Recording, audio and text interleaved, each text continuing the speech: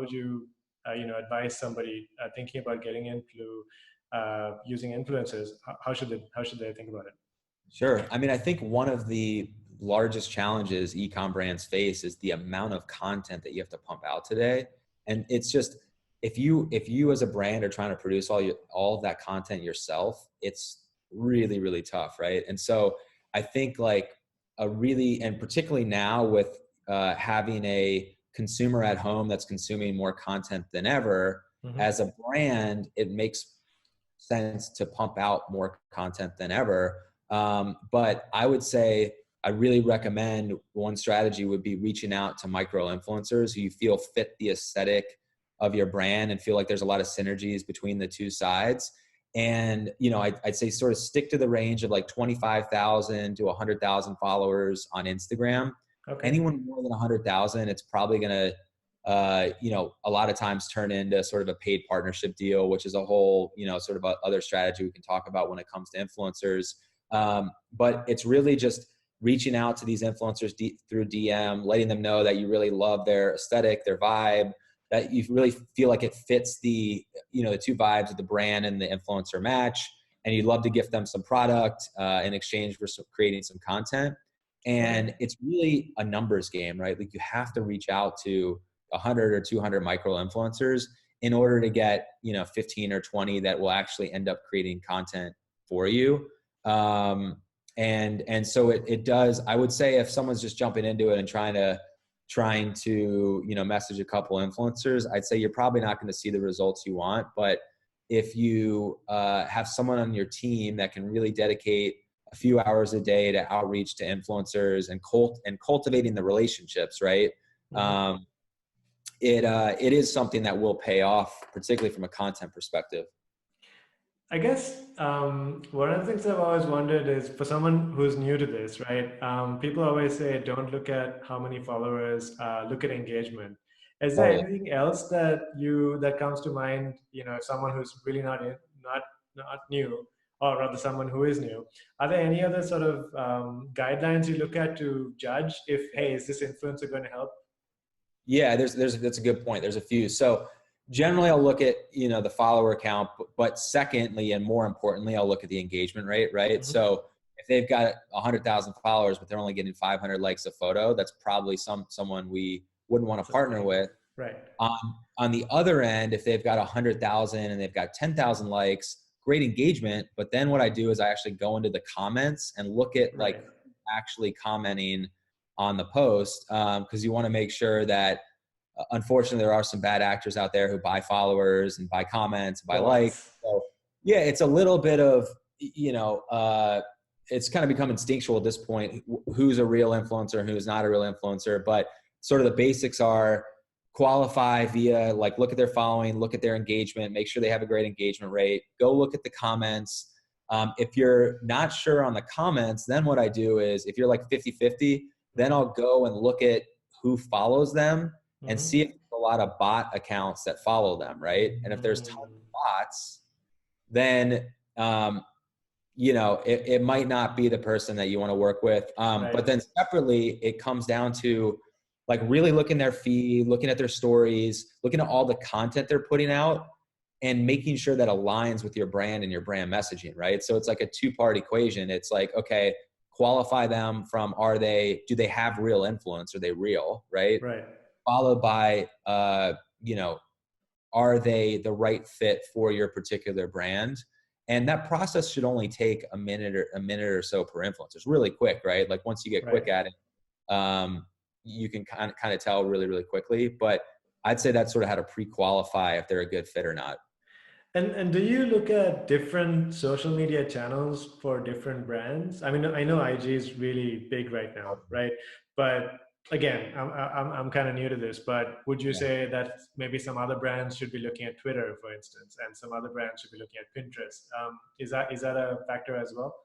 It is. I think it depends on how deep your bench is in terms of how many people you have working on your team to Hmm. sort of build out that process. So I'd say if it's a new brand that maybe has like one part-time person that's working on it, Hmm. it really depends on the platform you're trying to build. And I'd probably say still start with Instagram Okay. because there is a compounding effect where it's also helping you build followers on what is now probably still the most important platform from a brand perspective. So there's other benefits outside of just getting the influencers to create content for you. You're looking to build your Instagram, base. But like for us, for example, on each of our brands, we have dedicated teams now that do outreach, and we do it cross-platform, right? So we do a lot on TikTok, we do Instagram, we do YouTube reviews, starting to dabble in Pinterest a little bit. And I'd say it's pretty heavy, still heavily weighted Instagram with YouTube, Snap, and essentially all the other platforms following. But you need a team for that, right? Like it can't just be one person. So I'd say if you had to start one place, build your Instagram strategy out, and then once you've sort of conquered that, move on from there, would be my advice. Mm. And do you find that using influencers will also help you, I guess, make your own Instagram feed look better? I mean, I guess like sometimes, if someone's really new to this, they might not even be on Instagram yet. So, if I'm going to go and sign on Instagram and I'm totally new, I guess there's this period of time where I have to build some sort of street cred, right? Like get some basic followers going on. So Totally. would you say like they've got to do that first before they get to the influencers, helping them really accelerate things, or just don't worry about it, go for it immediately? Yeah, I mean, I think it starts with if you're a new brand, and we started, obviously all of our accounts started at zero, right? And Right. so You got to name start here, somewhere. Insert name here is about to hit 200,000, I think, this week, and we've got a pretty highly engaged audience, and so we had to build that literally from scratch. Hmm. And so it started with having like, you kind of have to create a great vibe and aesthetic for the brand. Like, luckily we did have some influencer relationships we could pull in. And so you kind of have to make the feed aesthetically represent what your brand vibe is about. Right. Hmm. And then you Hmm. just have to start small. And, that Hmm. could be influencers that have 10,000 followers, right? They're really micro, like nano Right. influencers. Right. And you have to start somewhere. And it's a numbers game again, where you have to reach out to a lot of them to get a few of them to, Yeah. um, connect and actually create content with you and for your brand, and bring them in as like a long-term content creator of your brand. So you have to start somewhere, and Yeah. in the beginning, right? Yeah, yeah. I mean, the sense I'm getting from you is that you have to approach influencer marketing as it's like a human to human interaction. Like you have to like they have to actually like you. If they You don't, then can't, they're not this going is the to. thing. Totally. You cannot automate the process. These Right. brands that try to send these like non-personal Thousand. blasts out. Right. It's like the COVID email that you were talking about that every brand in the world sends, right? Right. That's not personalized. That just feels like everyone got it, right? Right. I think it goes a long way if you're a brand and you're DMing an influencer and you're taking the time to look at something on their feed.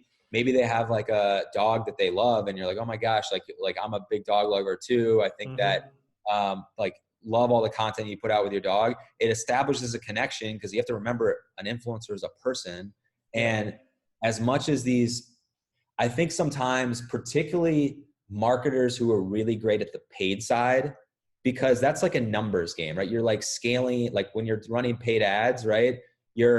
A lot of that becomes automated, and there obviously is a manual process to it, but it's automated and has infinite scale being automated as you increase your spends. It's not like that on the influencer side. And I think a lot of really good paid marketers try to apply the same principles to the influencer side of things. And Hmm. that you can't automate it. That doesn't translate. Yeah, I mean, just going back to the conversation we were having about the new normal, there's sort of this conversation that goes around that this whole thing is just accelerating the trends that were going to happen anyway.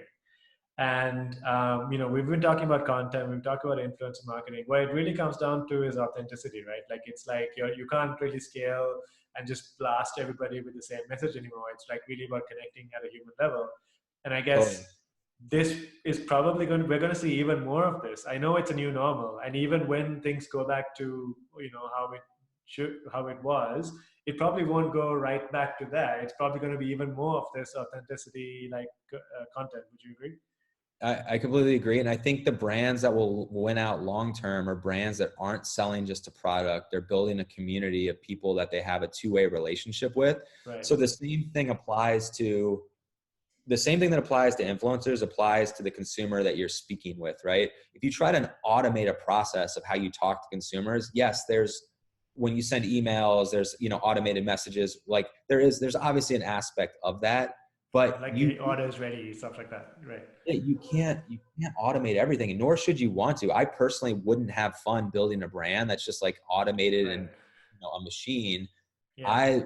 I love the aspect of getting to see the reaction of consumers when they get their product and they like it, and giving us their feedback, whether that's good feedback or bad feedback. We'll take it, right? And we want to improve on the bad feedback. Yeah. If we have any, luckily it's mostly good, but Nice.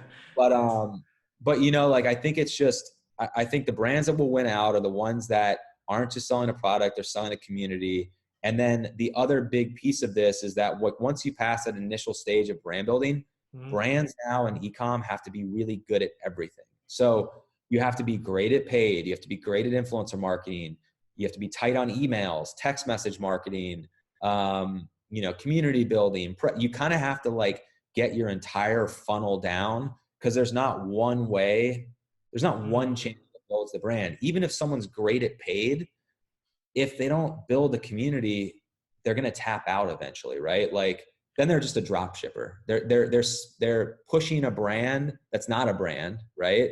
And it's And such a big risk because the person you're paying money to get ads and give you traffic, they could change the algorithm like that and you're screwed, just right, like what you're happened in Facebook. totally. But then also, I'm always like, what? There's no fun in that. That's not like, for me. I want to I build like a that. brand that's like a long lasting brand that, Yeah, again, you have like a relationship. And if you're just like running ads to make quick money, I think that game passed a long time ago. And I think, right, for all these drop shippers, they kind of got pushed out of the market, and they might make a resurgence now a little bit because the CPMs are down. We'll right. see. But it's not a long term, No. business